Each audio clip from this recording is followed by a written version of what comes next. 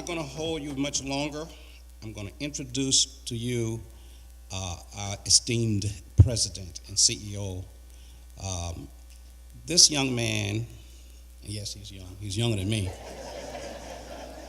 He might not think he is. But I had a major birthday this year, so everybody to me now is young. And my gray hair is is real. You know, I didn't dye this to make myself look like I have more wisdom. It's real. But David, I first met David when he was the mayor of Bladensburg. And then he became the chair of the Maryland Municipal League or something like that. And you know, the first African American to hold that spot. And then he got elected to be on the county council of Prince George's County. And then he was appointed to the state senate of Maryland. So we have a powerhouse as our president and CEO, David C. Harrington. And those are the words that you will hear this morning. David.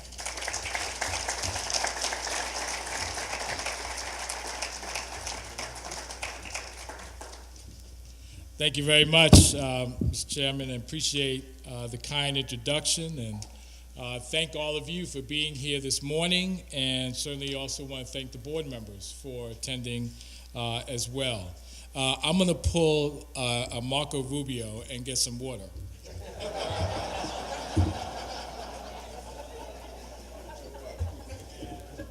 I figure if Marco Rubio can sell it for $100,000, this has to be at least worth about $200,000. So, but all those donations will go directly to the chamber. So again, welcome. I wanted to also, Mr. Chairman, if I may, recognize a member of the Democratic Central Committee, Cheryl Landis, and Cheryl Landis is here. I want to recognize her as one of the elected officials.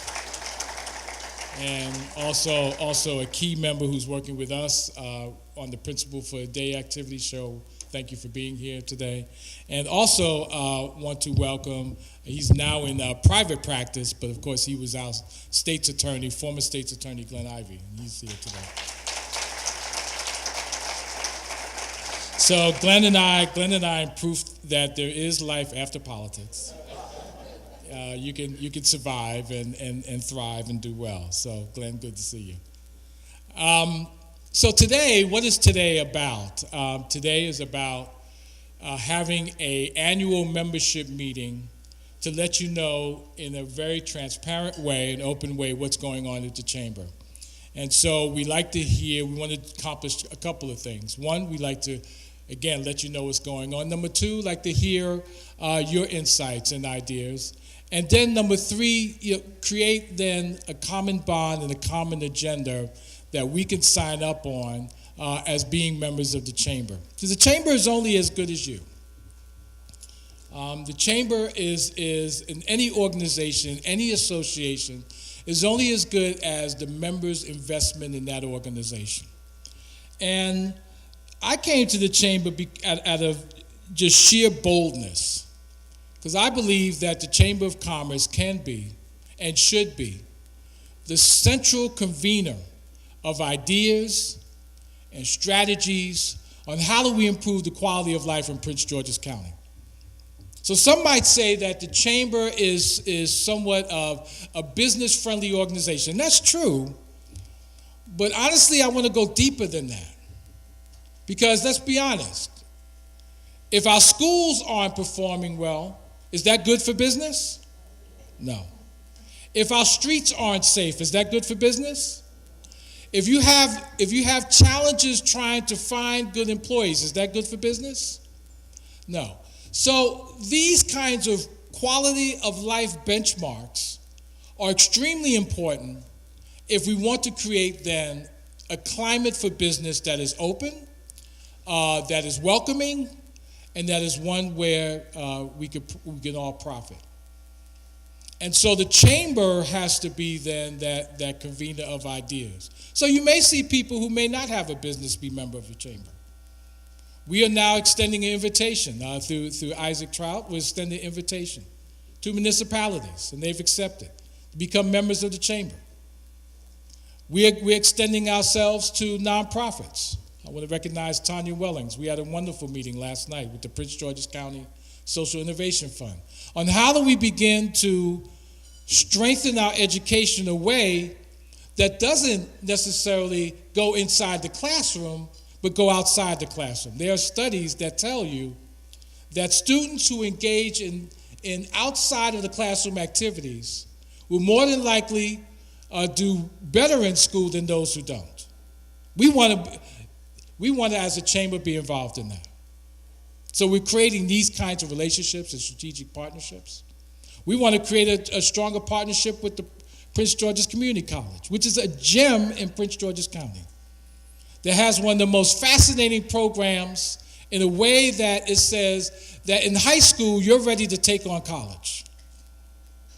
That is training our hospitality industry, that's training our construction industry, and is one of the most recognized community colleges in the country. Dr. Dukes should be congratulated for a wonderful job that she's doing at Prince George's Community College.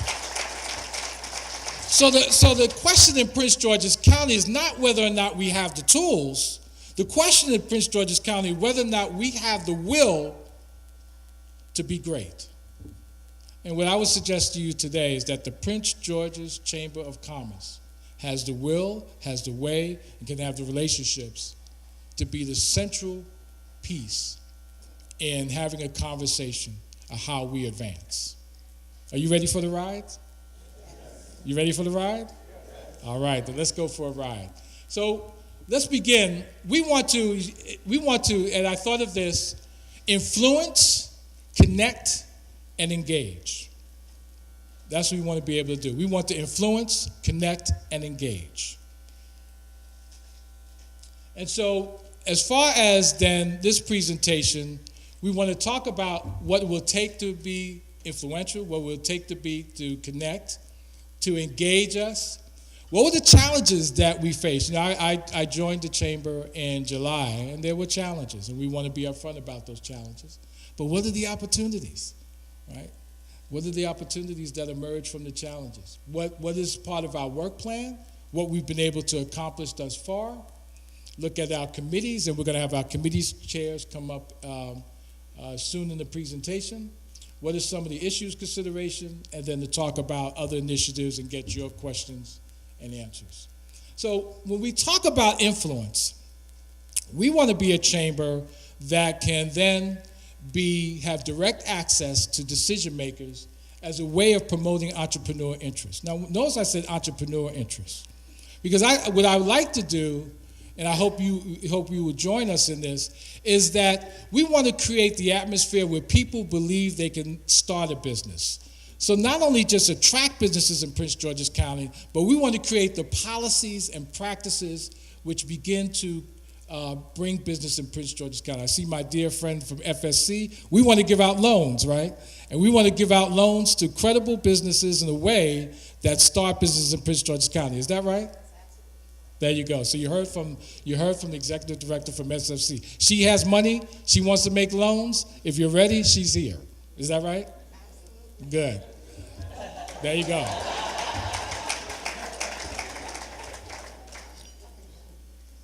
By the way, I don't mind shameless plugs. We have Kyle Bayless from Small Business Administration in University of Maryland. You want to create capacity so you can create more entrepreneurs. Is that right, Kyle? Okay. So see? We have the tools. So we want to promote entrepreneurial business. We want to advance sound public policy. So we want to be at a place. So far, we have sent out, Octavia, how many letters have we sent out? About 7 or 8, and taken about 7 or 8 positions. We supported Stride, and I see Washington Gas here. Doreen is here from Washington Gas. We supported Stride in a way that will provide better infrastructure for gas customers. We supported the bag tax, right, Lisa? Right, Vernon?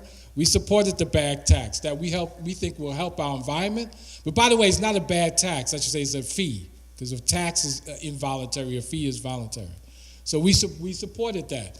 We support net taxable income, which begins to change the formula through which then we should be able to get greater money for our schools. We support Six Flags. We support Six Flags in their efforts to extend their hours, which means more jobs for people. So we support that. And we support a number of other efforts. We've been in Annapolis. We've had meetings. I had a meeting yesterday with Marvin Holmes, had meetings with Senate President Mike Miller, had meetings with Jolene Ivey, who's the chair of the House delegation, have attended those meetings. We've taken positions on transit-oriented development in the way that we want to advance, and we see advancing transit-oriented development. So, folks, I am proud to say we are in the room. And now legislators are calling us.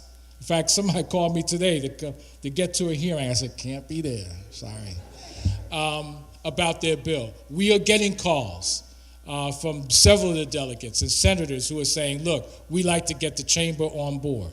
All right? We're going to have to take a look at the wind bill that just came out of the Senate Finance Committee and came out of the House Committee. All right? So these are issues that we are in Annapolis. We are engaging with county council people. And I want to thank our legislative chair, Octavia Caldwell, for helping us with leading that effort.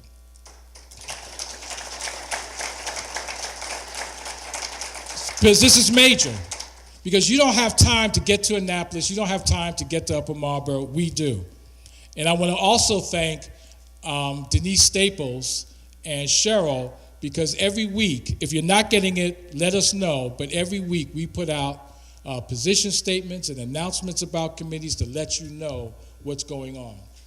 And we want to help shape the quality of life in Prince George's County. We want to not only be involved in the business discussions, but we want to be involved in helping communities thrive and improve. So we want to connect. We want to be able to have you connect with one another and also connect with opportunities that are happening in Prince George's County. We know that gaming is coming to Prince George's County. And we know that there are going to be opportunities there, a wide swath of opportunities, from having hospitality there, from having IT systems in, from having all kinds of opportunities. So we want to connect you to those. So how do we do that? We have networking opportunities like this. We want to put you in a position way that prepares you for these opportunities. Of course, opportunity, and then we want to align you. I'll just share a little story already. One of our members is opening a new shop, and we want to congratulate one of our members. I won't give them a plug unless they want me to. You want me to? Okay.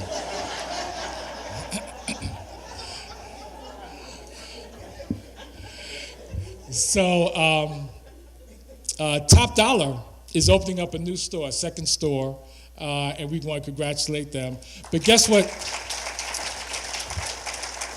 Guess what Top Dollar did?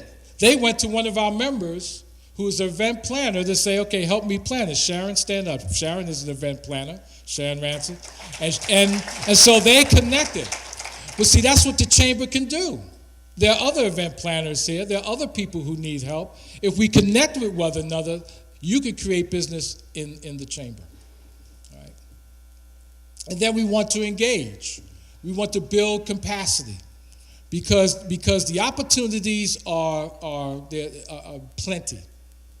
But we have to be prepared in a way that we can respond. Right? So we have to move from the altruism space, from the place of capacity. We have to be mindful of communities. We want to thank the county executive for having Transforming Neighborhood Initiative. But we want to be deeply engaged in that. We want to be deeply engaged in selecting then the next superintendent of schools, because we feel that connection and having that business connection will be important to not only the business community but the quality of life in Prince George's County. So Cheryl, thank you very much for being in the room and helping us make that connection. We appreciate that. And then we want to provide areas of technical assistance. Each of the committees have had meetings and workshops and seminars that we've sent out that provide you with technical assistance. There are a couple of workshops that have been on financing. Another that's been on looking at the EDI fund that the EDC have put out. Another has looked at bringing in the director of Department of Environmental Resources to talk about permitting. All right, these are kinds of workshops that you want to, I think economic development did some work on looking at economic development and transit-oriented development and the possibilities of that in Prince George's County. So these are the kinds of opportunities that are available to you, but all you have to do is be active. So we have some challenges. Again, Marco Rubio moment. Oh wait, it's good water. WSSC, you're a member, so it's good water.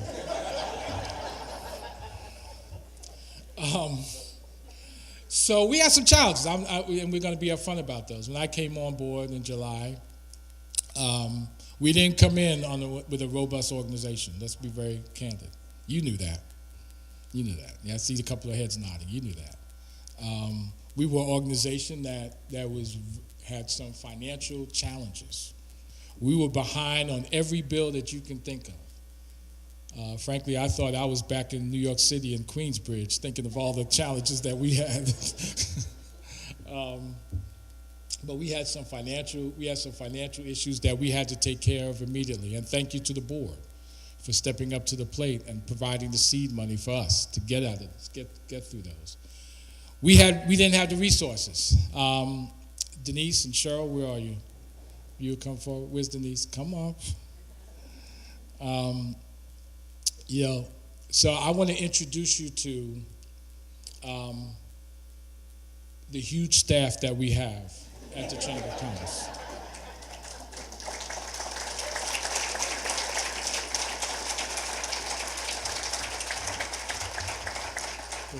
Stay up here for a moment. So we had some resource challenges because we had great staff and Denise Staples. And Denise, so let me tell you a little bit about Denise. I love telling stories. So Denise says, I said, well, what's your title? What do you do? She says, well, I'm the executive assistant. Okay. I said, well, I don't need an executive assistant. I said, I want a manager of operations.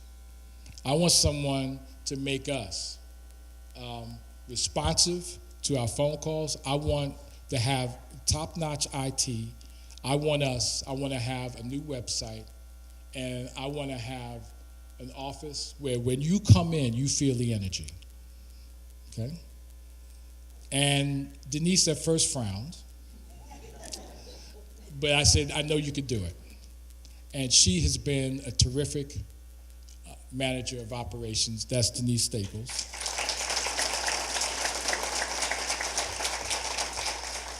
So then there was another person who I first met who came up to me and said, do you know we only have $2,500 in the bank? Now this was right after I was sworn in. And I looked for Jim Henderson immediately. And I said, really? Yes. And I said, okay. And so Cheryl and I had some great conversations. And I may be jumping the gun here, and I'll talk about it in a moment. But I said, well, Cheryl, I want you to manage in our membership. All right. I want you to use every bit of energy that you approach me with on going out there and recruiting members. We have increased, ladies and gentlemen, our membership by 25%.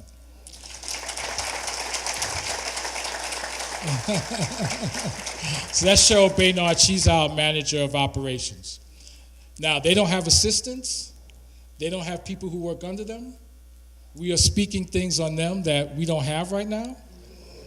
But we realize that we're going to have departments in the chamber and that we're going to grow. And these are areas where we're going to grow. So thank you, Denise, and thank you, Cheryl, for your fabulous work.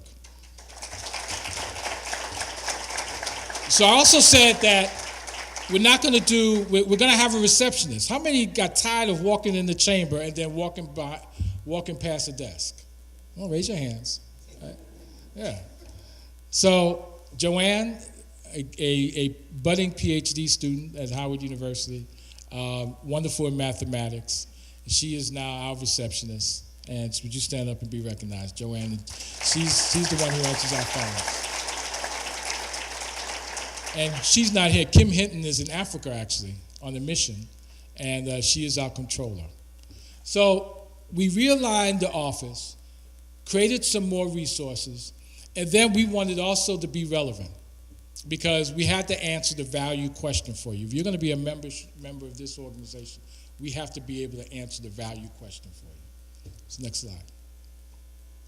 So then we had to take a real critical look at what are the opportunities that exist and what can we take advantage of now? Because we had to. We had no choice. One of the things about a crisis that's fantastic, and I love crises, is that you can't go out and say, okay, let's go out and develop a 6-month strategic plan. Can't do that. Or let's just come together and go on retreat and let's just figure out what we want to do. Can't do that. You got to just say, go, go, go. I love the part, in the Lincoln movie. How many of you seen Lincoln? Where Lincoln goes, now. Well, guess what I did to Denise, Cheryl, and poor Joanne and Kim? Now. So we had to be innovative. So the first thing we had to do was get our systems in order. Thank you to SoftCon for your help, because we got a new server. We got new systems in place that allowed us then to put everything online, our financial systems, get a new website, everything online. He brought his team in. Thank you very much. Larry, just stand up and be recognized. Larry Spriggs from SoftCon. Thank you. And then we said, okay, we're going to have to create strategic partnerships. Now, I don't know if they're here, who did our website, our strategic partner. Would you please stand up and be like Balanced Logic? Thank you very much. Have anybody seen our new website? All right. So Balanced Logic, thank you very much. Their strategic partner. And so we had to create strategic partners in a way, and because we had to be creative. Then we had to look at opportunities of collaboration. We wanted to look at the Bowie Chamber. We wanted to look at women's business group. Where are they? Lisa, you stand up. Lisa Taylor. We talked with the women's business group. And then we wanted to be a convener. What were the things that we were strong in that we could take advantage of now? And what were the things that, we had to take time? So we knew we had to go to events, but we had to put policy in place where we were no longer going to do events unless they were fully paid for. Guess what? Thanks to our primary sponsors, this event is already paid for. With the primary sponsors, please stand. Washington Gas. Cheryl, who's the other primary sponsor? Help me. Nikia? WSSC. You want to thank Washington Gas, WSSC. WSSC already bragged about your water. It's wonderful. And so we had to be different. And actually, even in this event, we've made a profit. Thanks to our primary sponsors. And we're going to talk about some of our other sponsors. And we couldn't be afraid of being provocative. Okay? So sometimes we had to make decisions and make policy that may not be for the benefit of the individual, but we knew would advance the organization. So then what was our work plan? One, we had to restore our credit because we were behind in some of our bills. Guess what? I can announce today that we have fully paid for every creditor in 7 months in the chamber. Our lease is up to date. Our creditors are up to date. We are up to date. We had to restore and build relationships. Many of you left the chamber, and we know why. Because you felt that the chamber no longer just spoke your language. You felt that the chamber was doing some low-level activities that really weren't of interest to you. And so we had to restore those relationships and convince those relationships in a way that said, no, we're going to be influential. We're going to connect. We're going to engage. And we're going to show you that we can play on any stage at any time, at any place. You heard that message. You took a skeptical eye to us, and many of you have returned to the chamber, and we want to thank you for that. And so we had to return those relationships. Again, we talked about the internal systems. And you might say, well, why is that important? It is important because we want to answer every email. We want to answer every phone call. We want to be able to respond in a way that you get the kind of service that you would expect of any membership organization. But we want to be higher than any membership organization. We want to be the best. And so that means that we had to change our systems. And we had to look at communications. Again, we had to create a web presence that was interactive. We are still building through Balanced Logic a web presence that will allow you to have a business directory. Each of you who are members will get a password. That password will allow you to build your directory, and so that others then could help do business with you. So we want to build an interactive web page, and we want to be able to talk very openly about the positions of the chamber. And of course, we want to increase membership. And again, we've got a ways to go, but we have increased membership from this time last year up to 25%. So, built a new structure. We have financial transparency. We have now books. We have an AR report. We have the documents in place where we know exactly where the money is going. Right? And we are building an operational budget so that then we will know the direction that we're going. We have increased contributions, and I'll talk about that more later on, and then we have broadened our presence. So to me, the heart of the work in any association is at the committee level. So instead of trying to, again, we have this large staff, of course. So instead of trying for us to be the program and try to figure out the program, what we've done instead is then delegated that at the committee level. And so I want to thank the committee chairs for putting together a work plan, for coming together and mapping out then a schedule of activities and events so that then we're clear about the direction that we're going. So the committees are going to be the core of our work. And if I had to give out a clarion call today, I would say that please join a committee. If you have not joined a committee yet, please join a committee. It is really the heart of our work. Right? And it is worth it. And join a committee of interest. Join something that you think would help you in your own business, but at the same time will provide you with some of the insights that you think that you can help shape that meaningful policy. Again, we talk about policy and then program. Next slide. So what are our committees? We have legislative committee, small business. We have an education committee that is now, even today, Keith Howard, who couldn't be here today, is meeting with the interim superintendent as we speak. That's why he couldn't be here today. Economic development. We have a nonprofit committee, sports, hospitality, and entertainment committee that's planning a golf tournament. And is also looking at opening up, and this is where I think it's provocative, wanting to open up, and this is Craig Muckle's dream, to open up a skating rink, right?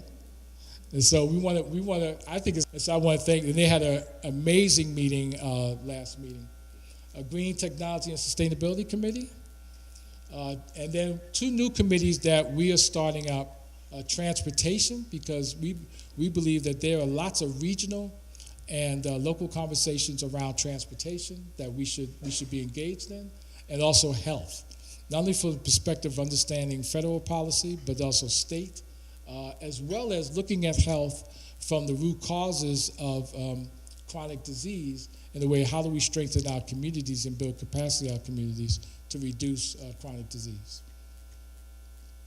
Now, so in order to do this, going back to the resource question, and wanting to then engage the members who had left, we began to relook at our own structures. Now, you remember we used to have President's Circle and Chairman's Club, or what, Cheryl, I always get that wrong. Chairman's Circle and President's Club. You see how meaningful that was to me. Because all you got out of that was you paid, more than your regular dues, and what you got was that you were on our webpage. When you had an event, we had your name up, and what else, right? What else? So we started the Center for Leadership, Enterprise, and Development, otherwise known as LEAD. And what we want to do in LEAD is not only then have your name on the webpage and at events, but we want you to have a space where people could come together, talk about policy, and then meet with key policymakers. So far, we've had 2 meetings, and we've met with Minority Leader Steny Hoyer, and we met with Lieutenant Governor Anthony Brown. And those meetings have been very insightful to them as well as to the group. And so we would like, at this time, the idea is to have the funds then directed back to our programs and sponsorship. Given some, we are still dealing with cash flow issues. Right now, much of the LEAD money is helping us with running the operation. But as soon as I think in the summertime, we'll be able then to run the operation with membership dues. So again, LEAD benefits, engage powerful policymakers, guide the Chamber nonprofit organization, and build a Chamber PAC committee. Again, this goes back to, if we want to have some relationship and we want to have some influence, there's a date that's coming up called 2014. Guess what happens in 2014? Huh?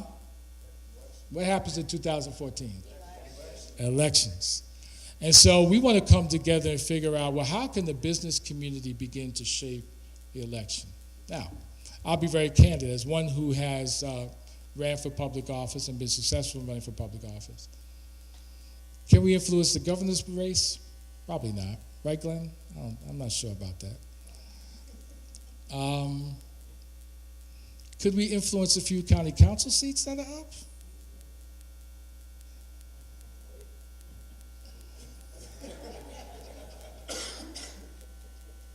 Right? Could we at least bring them in on a meeting and say, we have a political PAC, and I don't know, let me dream. And we got $200,000 in our PAC, and we just want you to come by and talk to us. You think that would mean something? Let the church say what? So that's what we want to be, right? Because if we're going to then position the Chamber in a way where we're going to be listened to, we're going to have to then be able to help at least influence the election. We don't want to be scandal, right? By the election. Right? We're not going to get an airplane and have somebody like rip off the computer chip. No, we just want to be able to say that we want you to listen to our voice when you begin to draft policy. So that's what we hope then the sponsors that the LEAD will help us do. And so we also want to create then sponsorship opportunities through LEAD. I'm happy to say that we want to make this an annual event. We want to have a State of the County address, which looks like right now, although we're still working on that, for April the 17th, but stand by. And then we want to continue to have the legislative reception. How many came to the legislative reception around our Christmas event, where Mike Miller came and others came? Okay, I hope you enjoyed that. And then what we want to provide for all of our companies is exposure on the new Chamber website, where for LEAD members, your logo will appear on the website, and then we'll be able to, and people will be able to hyperlink directly to your company. Right? And we'll also have that in our directory page as well. So what are other initiatives? Well, I already talked about the Chamber PAC, but we also want to have a Chamber Foundation. We do have a 501c3 that's dormant. And we want to be able to reactivate that in a way that not just having another nonprofit, but join other nonprofits as a way of providing then support. I know Diane Bell McCoy, who couldn't be here today, who's the chair of our nonprofit committee, would like to help train people to be board members of other nonprofits. And so we want to farm out then many of you to other nonprofits who are doing meaningful community work in a way of then being able to add value to those boards. So we don't want to duplicate other work. again, we have the Community Foundation here, and we have Prince George's County Social Innovation Fund here. We're not going to say, okay, guys, we're the new kid in town. No, that game is over. What we want to be able to say is, hey, how can we help you build your organization in a way that the chamber can help provide guidance and support? Okay? So we want to build a chamber foundation. Okay, I want to close out with this before we get to questions and answers.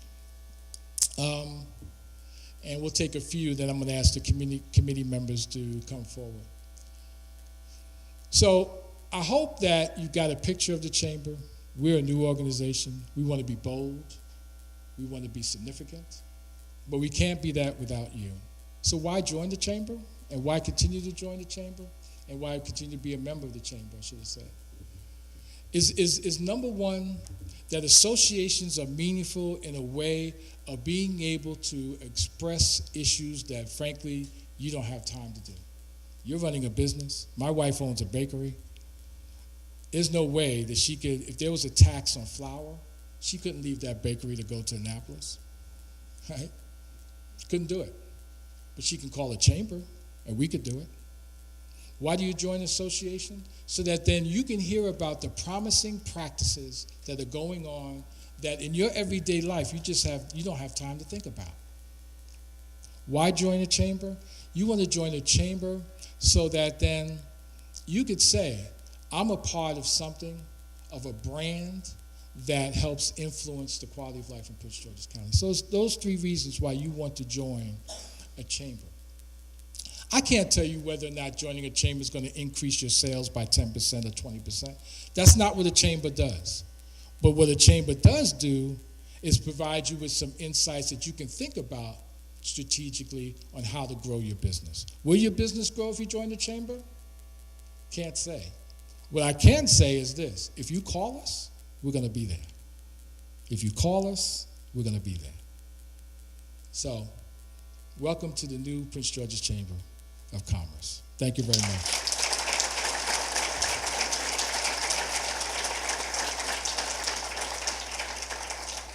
With that, any questions, comments, suggestions? We have this team back there who's taking notes. Anything that you'd like to just stand up and... Okay, I know I'm good, but I know I'm not that good.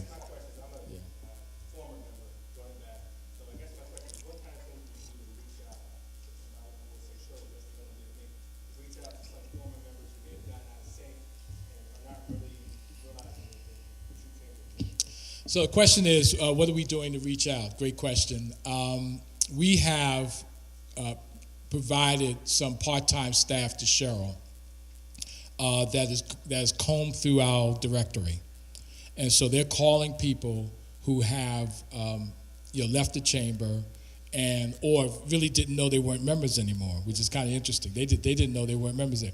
No, don't worry, I know who you are. Don't worry about it. And so we've combed through that list. We've spent weeks in combing through that list. The good news is that we have about over 100 invoices out even right now to new members, people who say, hey, yeah, I want to come back to the chamber. We are also looking at gaining lists and having meetings with other groups to get their lists, and we're combing through those lists as well. And then there's things like this. We really opened up this meeting to both members and non-members just to hear about what's going on in the chamber. And don't keep us a secret. Right. I mean, the best thing, I don't know if any of you ever read Malcolm Gladwell's Tipping Point.